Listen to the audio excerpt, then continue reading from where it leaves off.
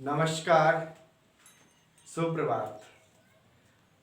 स्नेही छात्राओं, महाविद्यालय के YouTube चैनल पर मैं कुमार संतोष आप सभी का हार्दिक स्वागत, वंदन और अभिनंदन करता हूँ।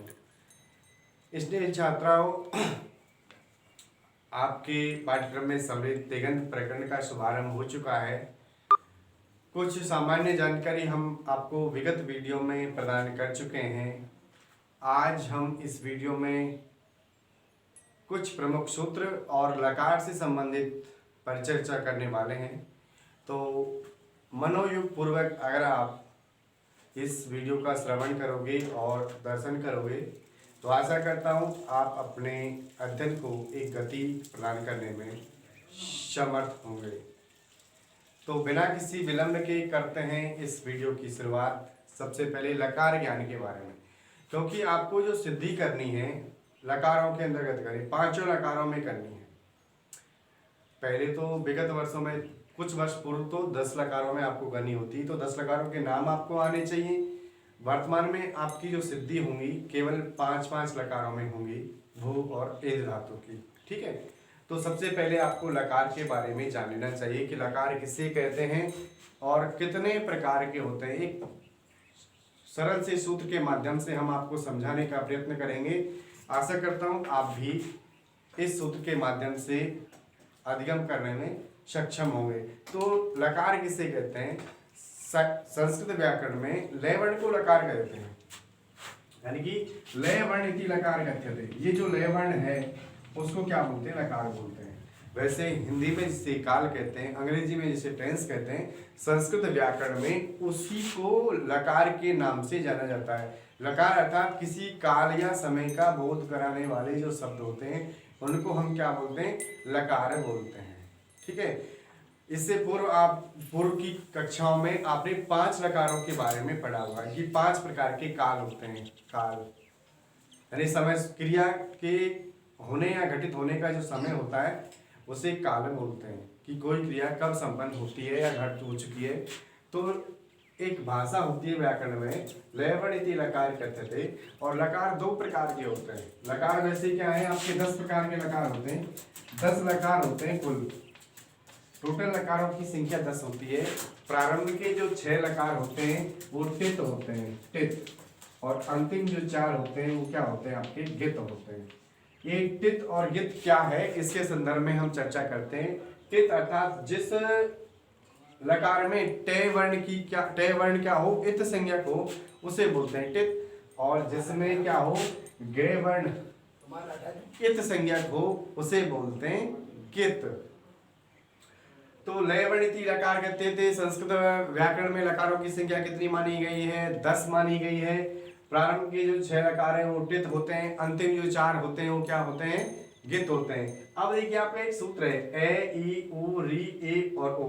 इन सूत्रों के माध्यम से आप क्या कर सकते हैं? 10 लकारों के नाम ज्ञात कर सकते हैं। जैसे लय वर्ण का तो क्या रह रहा है? लय, तो लय में ए लगा दिया। और टित का मतलब जिसमें टे वर्ण की इत संज्ञा होती है उसको बोलते हैं टित। तो लट एक हो गया। दूसरा देखेंगे लय में ई की मात्रा, लेट लकार। तीसरा देखेंगे लय में उ की मात्रा लगा दीजिए, लोट लकार। चौथा देखेंगे री की मात्रा, लेट लकार, यानी कि री की लगा दी। आप 5वां देखें आप लय में ई की मात्रा, लेट लकार। 6वां देखेंगे आप क्या होगा? लय में उ की मात्रा, लोट लकार। ये हो गए आपके प्रारंभ के 6 लकार जो टित होते हैं। टित अर्थात जिसमें टे वर्ण की इत संज्ञा होती है उसे टित के नाम से जानते हैं। तो लय में ये जो लय है उसमें ए की मात्रा लगाई तो लट लकार बन गया, ई लगाया तो लेट लकार बन गया, उ लगाया तो लुट बन गया, री लगाया तो लिट बन गया, ए लगाया तो लेट और ओ लगाया तो लोट बन गया। ऐसे ही आपको अंतिम 4 क्या होते हैं? गित। तो लय में ए की मात्रा लंग लकार बन गया 1, दूसरा ई की मात्रा लिंग लकार बन गया 2, नंबर 3 उ की मात्रा लुंग लकार बन गया, नंबर 4 लिंग लकार।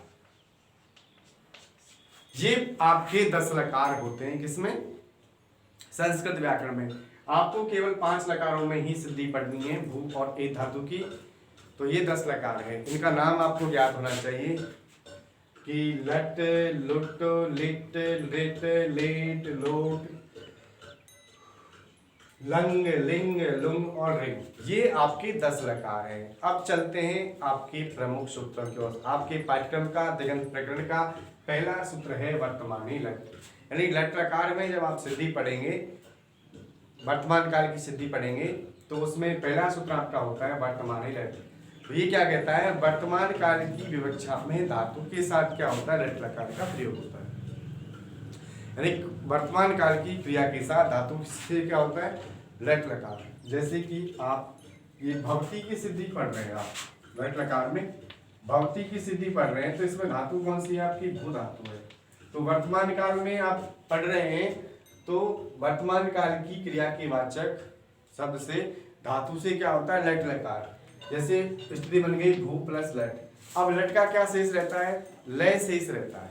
लट का लय शेष रहता है, क्योंकि हम आपको बता देते हैं टकार की तो हलंतम सूत्र से, ये हलंतम, टकार की हलंतम सूत्र से और आकार की उपदेश अजन्नासिक,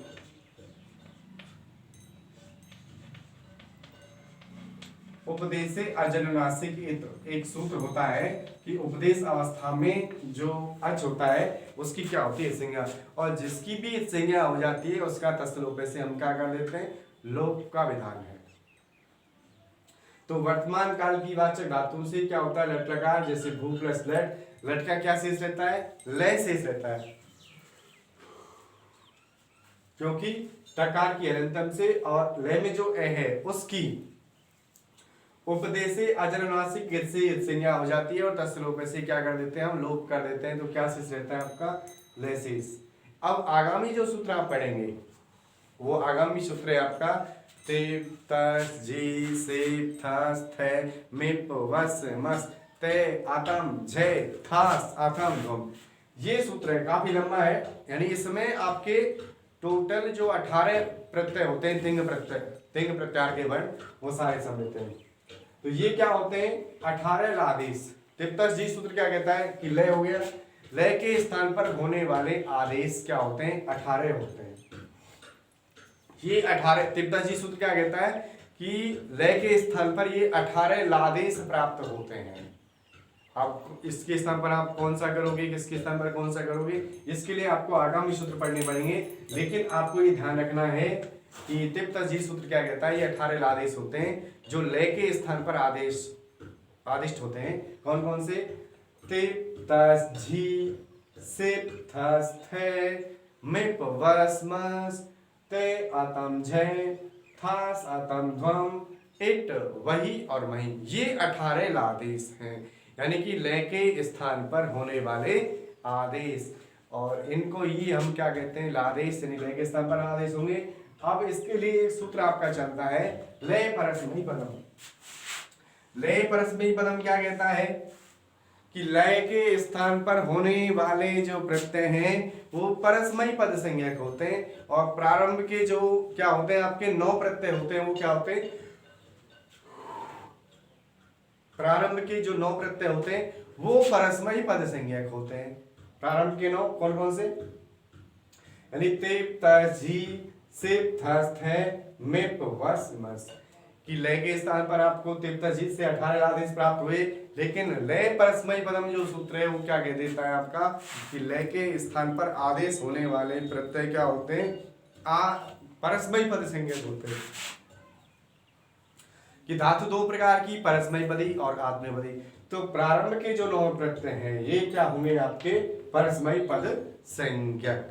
आज की वीडियो में इतना ही, और कल पुनः फिर हाजिर होते हैं कुछ नवीन सूत्रों के साथ। तब तक के लिए जय श्री कृष्ण, जय हिंद, जय भारत। आप अपने अध्ययन को इन सूत्रों के माध्यम से कुछ सीख करके नवीन दिशा और गति प्रदान करें, ये आशा और उम्मीद मैं आपसे ही करता हूँ। मिलते हैं कल फिर कुछ नवीन सूत्रों के साथ। प्रारंभ हम मंद गति से कर रहे हैं, धीरे धीरे जब ये आपको समझ में आ जाने लगेंगे तब हम अपनी गति को, जो अध्यापन का कार्य है, उस गति को क्या करेंगे, तीव्र कर देंगे, और आपको ये सब कुछ बातें समझ में भी आने लग जाएंगी। और कोविड-19 का दौर जैसे ही खत्म होगा पुनः हम क्लास में आपसे रूबरू होंगे फेस टू फेस। और क्योंकि इस प्रकार की समस्याएं आती हैं जाती हैं चली जाती है, संघर्ष ही जीवन है, ये तो आपने सुना है ना, जीवन में संघर्ष करना पड़ता है। तो इसलिए मैं यही कहूँगा आप लोगों से कि देख कर काली घटा ए भ्रमर मत हो निराश, बंद कलियां फिर खिलेंगी रात ढल जाने के बाद। एक सवेरा ऐसा भी आएगा जब हमारा राष्ट्र इस भयानक वैश्विक महामारी पर विजय हासिल कर लेगा। तब तक के लिए जय श्री कृष्ण।